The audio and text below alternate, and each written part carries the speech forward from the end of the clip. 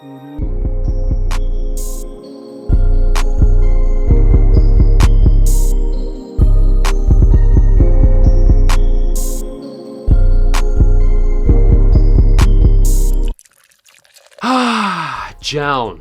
the man with the maximalist approach to minimalism. Today we're going to be decoding the JOUND secret sauce, as well as going through his latest collaboration with ASICS on the gel Kayano 14. So these shoes released about a week or a week and a half ago now. I copped these off the JOUND website, which is based over there in Montreal, Canada. Sorry, bad Canadian accent there. They were 157 pounds, and then, bro, I got stung with the import duty VAT tax, which was another 70 quid, meaning I splashed 227 pounds on these, which at the moment is about the same as the current resale price. So in a very roundabout way, I basically paid resale for these. This is the second time that ASICS and JOUND have teamed up on the gel Kayano 14. You guys might remember back in 2022 when they brought out a couple of colorways. Those things went crazy on the resale market, and they came about in a time when the whole ASICS mesh runner trend was pretty much in its infancy, and you might argue that collaboration kind of helped propel that particular style of sneaker into the mainstream. The hype that collaboration got because of the resale prices garnered a lot of attention and put a lot of focus on that particular model. And we're going to talk a little bit about how JOUND's timing seems to be bang on point when it comes to collaborating on certain models. First of all, let's get into the sneakers. You've got this all white box with a little bit of subtle, classy co-branding. ASICS on the lid, JOUND splashed on the sides.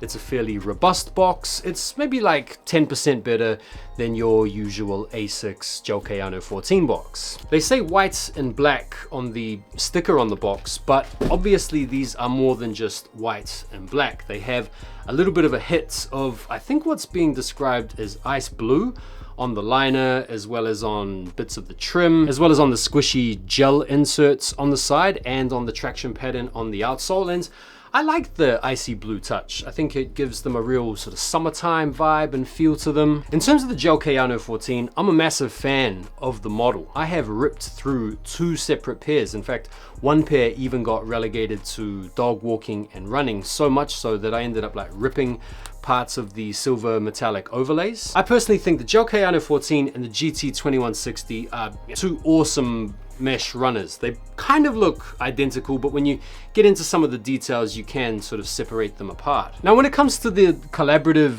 details or the design features that JOUND has imparted on the shoes, there's nothing really evident in the quality of the materials that sort of speaks to an elevated touch. I suppose if you really drilled down into the nitty-gritties, you could probably find some elevated details, but generally speaking, these really do just read aesthetically as a GR ASICS Gel Kayano 14. And to be fair, the collaborative details are also pretty nondescript and pretty subtle. I mean, all you get is a bit of the JJJJound branding on the back quarter and a little bit of the same type of branding on the insole.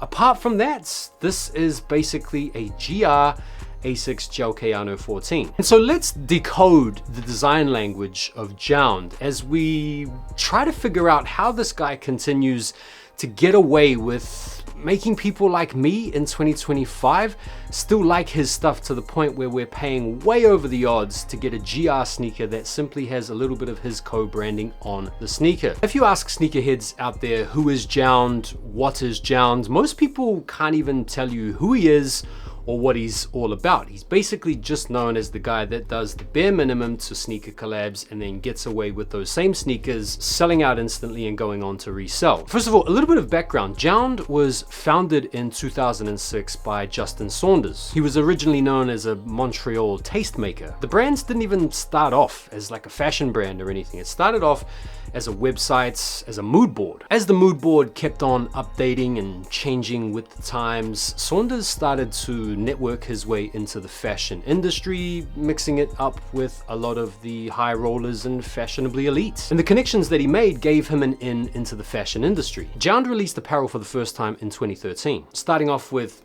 tote bags and t-shirts for an exhibition. After a while, JOUNDS got together and collaborated with Vans in 2017, and since then he's worked with just about everybody from New Balance to Doc Martens to Crocs to Asics and even Bape, and now they've got their own established brand as well as in-house apparel, and generally speaking are doing pretty bloody well. Now when it comes to design language, you would probably label JOUNDS design language as mute. I mean, there's not much being said really, is there? If you set up a spectrum of excitement, you'd situate JOUND at one end of the spectrum and then probably someone like J-Tips at the other end of the spectrum, or Cactus Plant Flea Market right at the other end of the spectrum. You've got monochromatic, subtle, kind of boring at one end, and then you've got just crazy, colorful, all over the place at the other end. And I think for a lot of people, it's the simplicity that JOUND offers that people really like. Some people aren't all about the massive co-branding or the bright colors. They just want something subtle, something that's rooted in the whole if you know type nature of being fashionable and being plugged in. And because JOUND generally brings with him a slightly elevated approach to the craftsmanship and the materials, the understated nature of his design language is very appealing to a lot of people. I think JOUND has been quite fortuitous in the way that he's managed to collaborate with certain brands on certain models at particular times. And a good way to evidence this is by looking at his most successful collaborations. Take for example his collaboration with New Balance on the 992.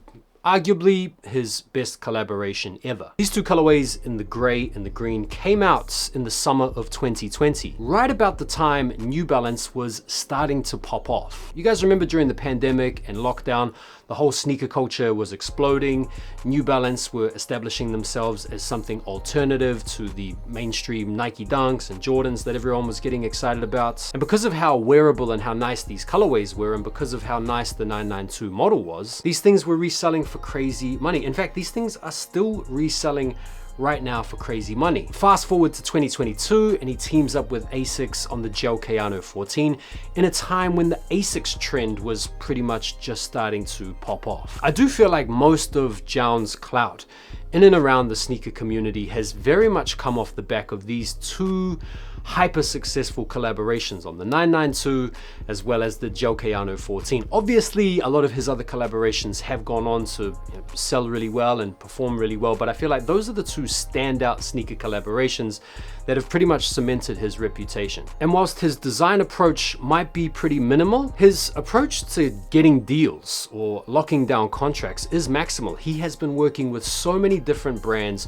doing so many different collabs, doing so many different projects that this whole thing with JOUND has started to feel like it's been getting played out a little bit. And this is where the satire, the mockery, the eye rolling, the yawning comes in. Because people at this point expect a JOUND collaboration to be barely distinctive from a regular general release. In fact, you might even argue that a lot of the general release shoes out there are even better than the JOUND stuff. Even with this sneaker here, this is a GR kayano 14 that literally has the JOUND stamp on the back quarter and then the JOUND printed on the insole. That's it. So a lot of people out there at the moment are kind of bored with what JOUND is doing. Unless he's got the timing right on another breakout sneaker or another model that's about to pop off, people are getting a little bit tired. And I think that's reflected in this collaboration right here, because remember the kayano 14 in 2022 was reselling for crazy money. These things are not reselling for a whole bunch of money. Neither are in fact the GT 2160s, and these are very clean, very wearable shoes. But I think because the metallic runner trend is now fizzling out, the kayano 14 is not the hot model that it was a couple of years ago. I mean, GR pairs of these were selling out a couple of years ago. It sort of seems like the JOUND bubble has burst a little bit, which is good news, to be fair, if you are a genuine fan of JOUND. Now, my overall opinions of the sneaker is that it's clean, it's simple, it's basic, it's a dope summer colorway. I'm a fan of the kayano 14, and so I'm gonna be rocking these on the regular. It is one of those if you know type sneakers. It's only really gonna be other sneakerheads that know a thing or two about who's hot in the collaborator game that are gonna look at you and be like, yeah, you got the JOUNDS on, nice one. Then there are parts of the sneaker community that are gonna be like, bro, You got the JOUNDS? Did you overpay for some GRs? What a dork. But either way, I'm not too fussed, man. I'm happy to have them in the collection. That's my little breakdown on JOUND. What do you guys think? Are you guys messing with JOUNDS? Do you guys think he's got the recipe locked down? Is he the king of a maximalist approach to minimalism? Let me know your thoughts down below. And as always, I appreciate you guys rocking with the content on the channel. Do me a favor and like the video before you bounce, and I'll see you on the next one. Take care for now, and peace.